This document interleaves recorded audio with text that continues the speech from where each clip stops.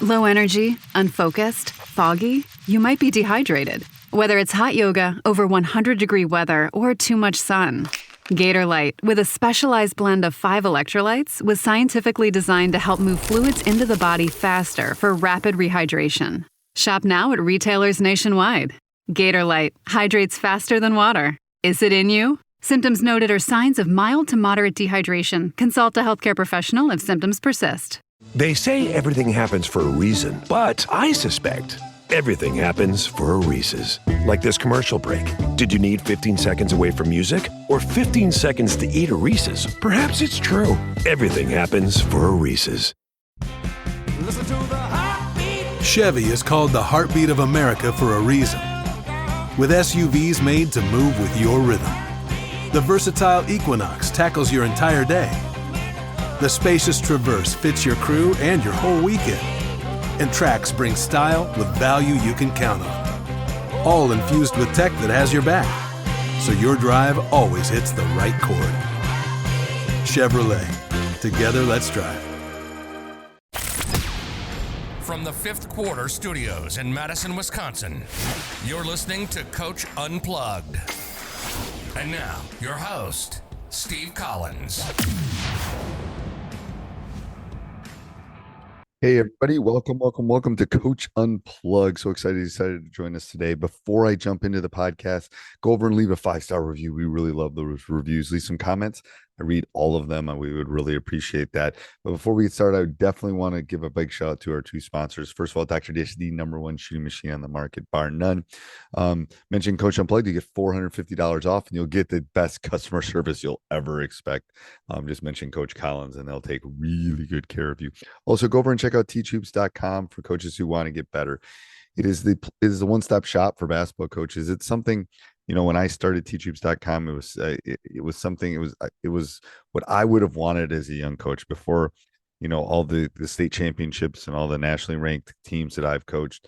And not to brag, just to kind of tell kind of my journey, I would have killed for this stuff because it would have made my life so much easier. A little bit of everything that you need to become a better basketball coach. And we are the only people out there that offer 14-day free trial because we believe in it so much. Follow the roadmap, work on your craft, and you get me one-on-one mentoring. So I can't imagine anything better than that. I don't know. Anyway, go over and check it out and let's head off to the podcast. Welcome. I'm excited about this topic, Coach. Yeah, this is a hot topic. We asked our coaches what their #1 challenge was, and this was youth coaches and high school coaches. And the #1 challenge was parents, dealing with parents, working with parents. How do you get parents on your side? So what we're going to do is we're going to do a 3-part series on this. So this week we're going to talk about how to create partnerships with your parents, kind of turning some of these challenges into being more collaborative.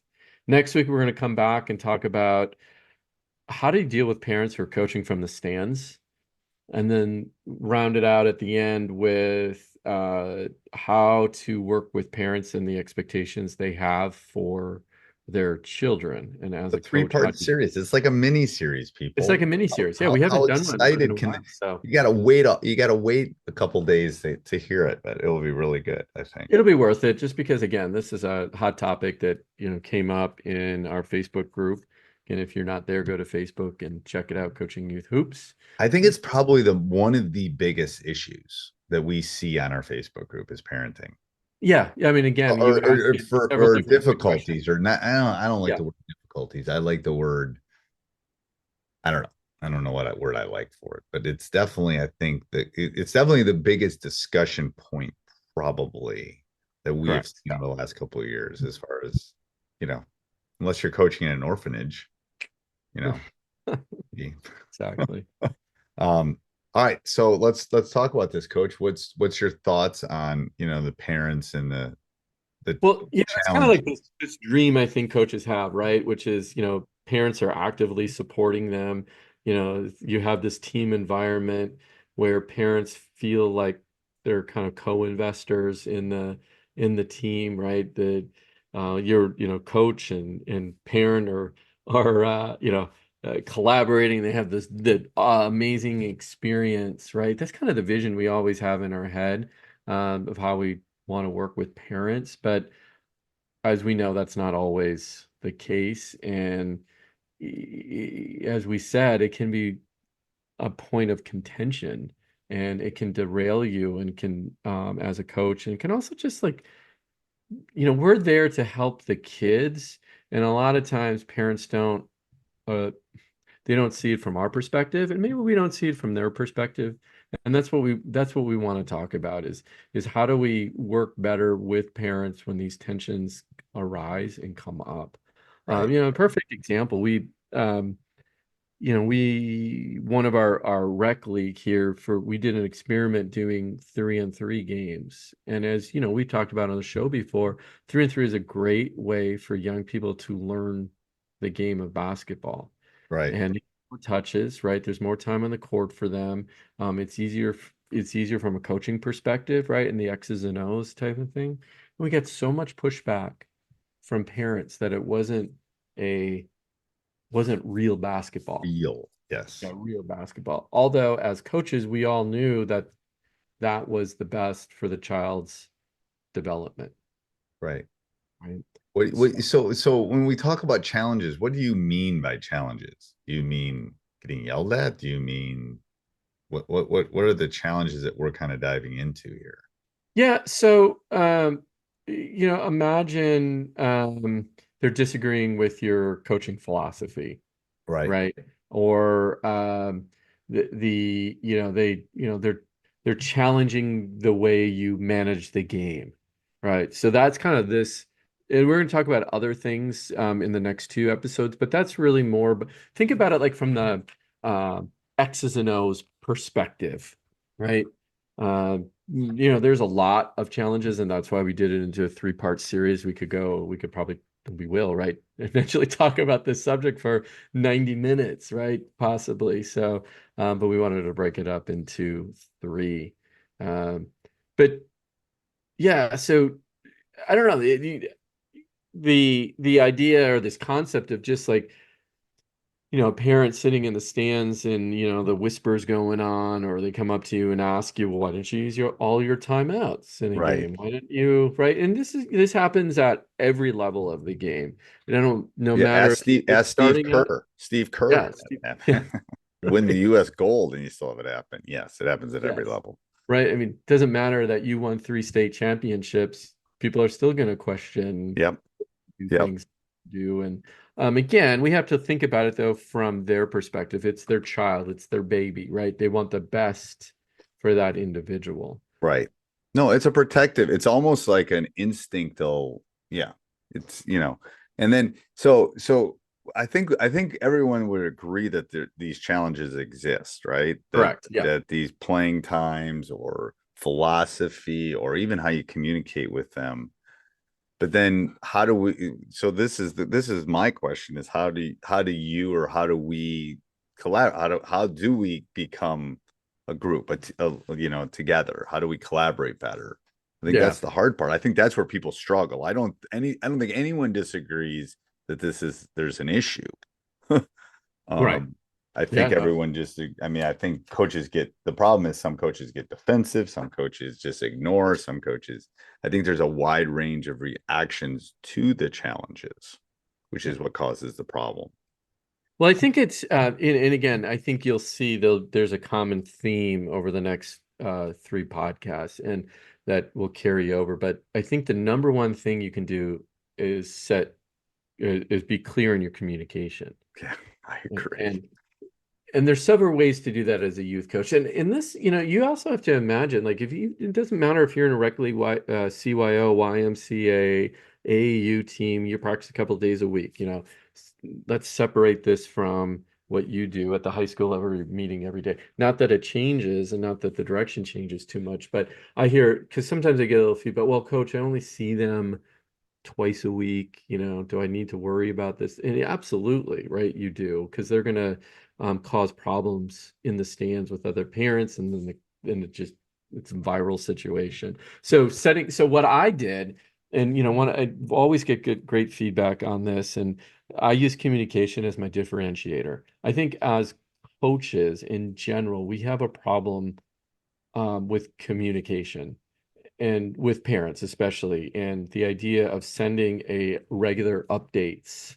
And I'm using this as a blanket statement, of course, but we're sending regular updates, following up, letting parents know the nitty gritty. Like I just, before this podcast, I just sent our weekly newsletter out for my group, right? And I talked about three things. One was we had a gym change of where we're going to be this week. Just wanted everybody to know that. I talked about our theme for the season and explained our theme for the season. And I talked about something fun, which was the Steph Curry's new television show. And just say, hey, if you want, Actually it's a pretty good good. sitcom, right? Yeah, it's It's pretty on good. It's on Peacock, I think. Peacock. All right, so let's get back. So we talked about communication. So what else do we have for communication Yeah. as far as collaboration here? Yeah, I think one of the things that I do is I don't necessarily, again, you got 2 days a week, unless it's necessary, but I have a lot of water cooler conversations, I call it, right? With parents. They're flashing into the gym. I'll spend an extra minute or so with a particular family, right? And I try to rotate that, or they're hanging around after practice. And I actually have buffer if I'm doing multiple teams. I have a buffer in between. Call the kids together. They go do their thing for 5, 10 minutes. That allows me just to kind of walk the gym and talk to the parents. Let them know what's up. I talk about their individual player. And those little tiny conversations add up over time. I call them touch points. Yeah, I touch call them points. touch points. You should have a Yeah. touch point with every one of your players. You need to have the same exact touch point with parents. It's Yeah. just there's that, every day in my school, I try to have a touch point with all my players. It's harder with parents at the high school level because the high school kids don't really want the parents around. So Right. the touch point's harder. But I'd tell you a story. Like we had open gym the other day, and I'm walking out, and one of the parents of the twins, she rolled down her window. We had a touch point. We talked a couple things. I was just checking on school and blah blah blah, and then to what their classes are taking, and Yeah. yeah. So I think that's important. Yeah, very important actually. Um, so yeah, that individual touch That point. individual one-on-one touch Yeah, points. Yep. Yeah. And the next one would be just how can you involve your parents in what you do? Uh, Keeping score, filming games, parties, so they right. feel like they're a part of the whole big community. Sometimes I'll give a bit of advice that I use when I was doing it is I always put the loud parent as the scorekeeper or the thing because they had to be quieter when they're Right. yeah, because the officials would say something to them if they're screaming from the scores table. So I always put Yeah. one of the louder parents. Anyway, it worked. You should try it. But anyway, yeah. Yeah, exactly. Yeah. And again, remember what we're trying to do is we're trying to be partners with the parents. Right. And a lot of the breakdown is they don't know. They don't know what's in our head and what we're up to. What's the long-term plan here? What are you doing, coach? Why are you doing it this way? Right. And a lot of these little communication and touch points, as you said, can help with that, getting them involved a little bit closer, right? And again, I know a lot of coaches don't have that luxury. They say, well, I have the opposite problem. I can't get anybody to be involved, and they just drop their kids off and go. But if you are having issues, think about how you can collaborate and be a partner. And I think the last point here too is positive reinforcement, that you appreciate the parents, you appreciate them bringing their player on time to practice, you appreciate them picking it up on time, reinforce the behavior That you you want. Yeah.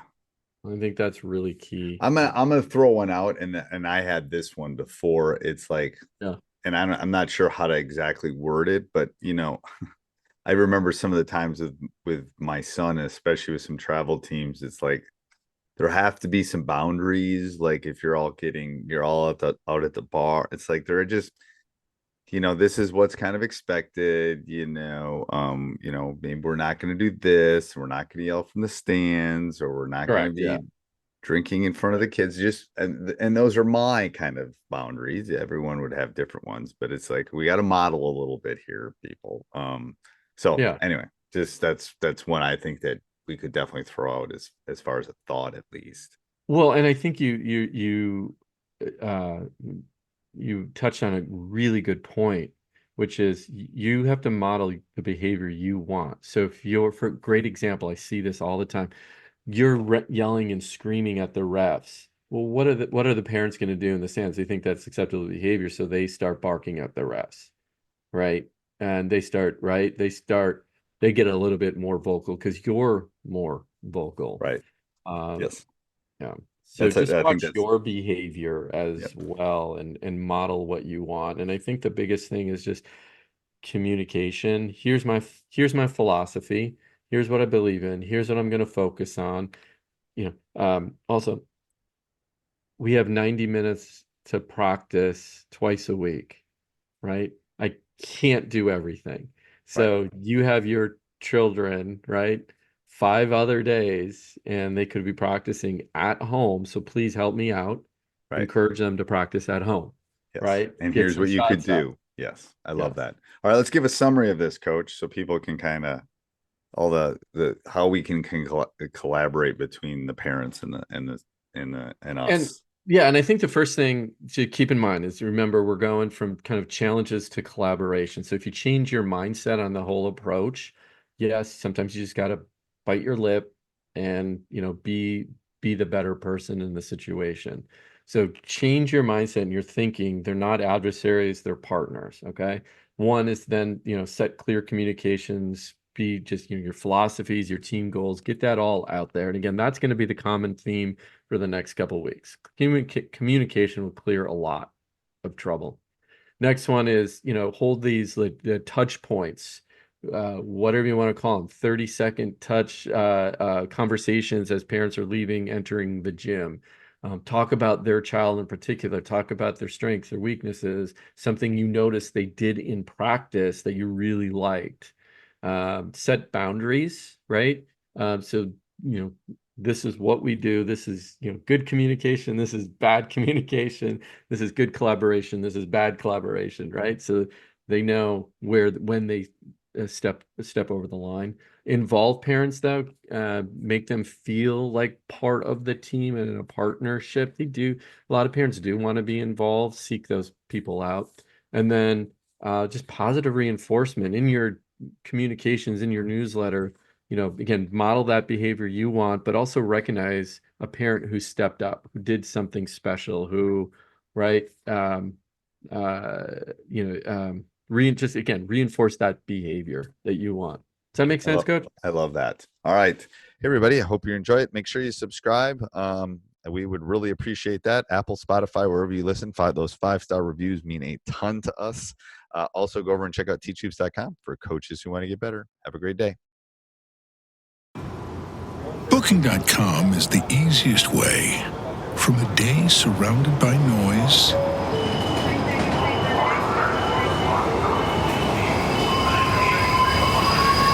to a stay surrounded by nature.